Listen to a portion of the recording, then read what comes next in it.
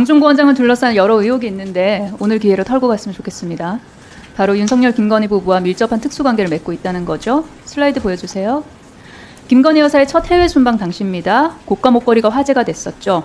당시 재상신고에서 빠져 있어서 논란이 되자 지인에게 빌린 것이라 해명했습니다.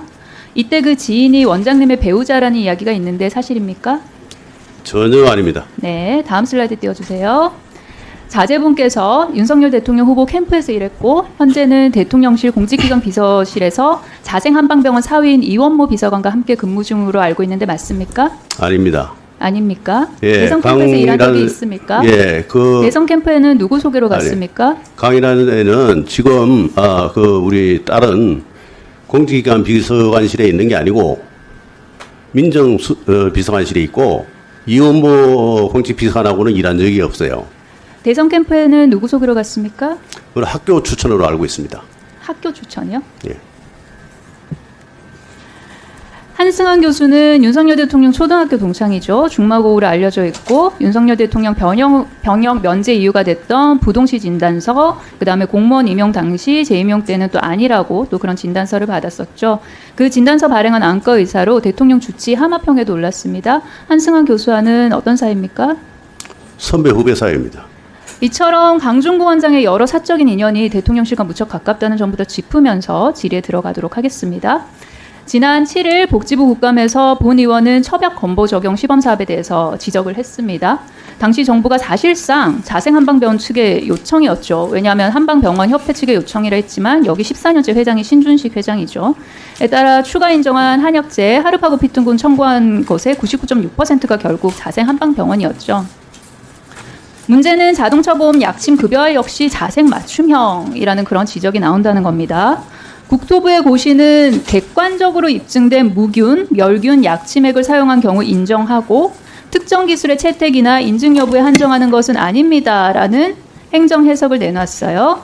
한의사협회 역시 안정성 가이드라인 제정 요청했지만 심평원은 어떻게 했냐면은 6곳의 인증 원예 탕정실에서 만든 약침을 수가로 인정을 하게 되죠. 다음 슬라이드 보여주세요. 문제는 여기서 또 자생이 나와요. 일선 의료기관에서 어느 원외 탕정실을 가장 많이 등록했을까? 아까 전진숙 의원 질의에서도 나왔었는데요. 자생만 47%, 즉 절반 가까이 차지를 하죠. 그러니까 이게 자생 원외 탕정실을 등록해서 약침을 청구하겠다고 하는 의료기관이 거의 절반이 된다는 거예요. 약침의 안정성은 당연히 중요합니다. 그런데 이 안전성이라는 양고기를 걸어놓고 자생한방병원 몰아주기라는 개고기를 팔아서는 안 되겠죠. 다음 슬라이드 보여주십시오. 자생 원외 탕전실에서 제작한 약침 신바로 3에 어떤 약재에 쓰는지 아십니까? 전 잘 모릅니다. 바로 첩약 사업에서 자생이 99.6%나 청구했던 하르파고 피퉁군입니다. 그러니까 여기저기서 이게 계속 다 나오는 거죠. 지난 5월 14일 관련 협회들이 모인 자리에서 신준식 이사장의 첫째 사위 이진우 자생한방병원 원장이 한방병원 대표로 참석을 합니다. 그리고 원외 탕정실에서 만든 약침만 인정하자는 그런 결정이 이루어지죠. 꼭 이렇게 의사결정이 이루어지는 곳곳마다 자생한방병원 관련자들이 다 껴있어요. 그렇죠? 첩약 사업에 이어서 약침 급여화까지 한방병원 협회 외관을 한, 그러니까 한방병원 협회 가면을 딱 둘러쓰고 자생한방병원이 일명 하르파고 피퉁군을 밀어넣은 셈입니다. 이렇게 쭉 살펴보면은 이게 자생한방병원 또 대통령실 이렇게 서로 다 얽혀가지고 지금 거의 뭐 무슨 경제 공동체로 보일 그런 지경입니다. 그런데 이런 오해를, 이게 만약에 오해라면 이런 오해를 불식시키기 위해서는 이 강조하는 안정성 그리고 국민들께서 의심하고 있는 형평성 모두 만족시키는 가이드라인을 심평원이 제정을 해야 됩니다. 원장님, 심평원에서 가이드라인 제정할 계획이 있습니까?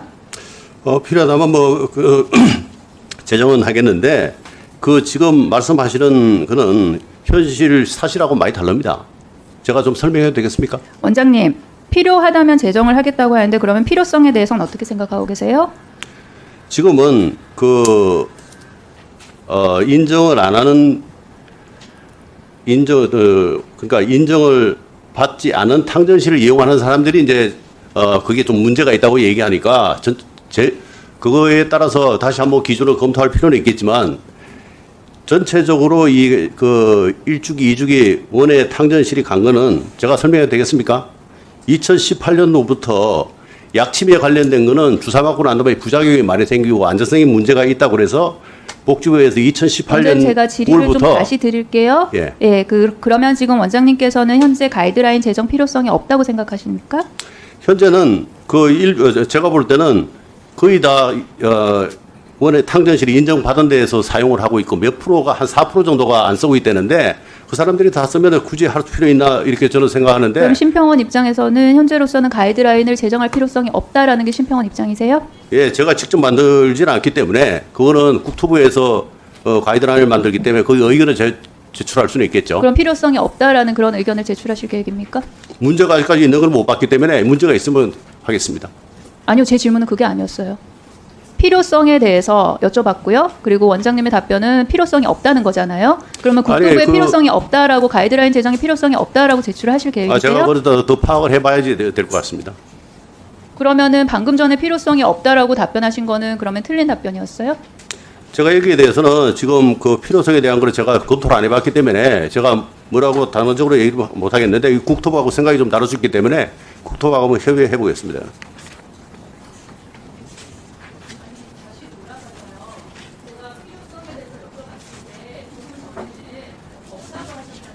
지금은 제 생각은 지금은 없습니다. 예. 지금은 저 원의 탕전 인정 기준이 있기 때문에 거기에 따라서 하면 되는 건데 다시 또 뭐 이걸 갖다가 또 지금 22년 9월부터 25년 8월까지 지금 인정을 하고 있는데 그 다음에 검토가 돼야 되겠죠?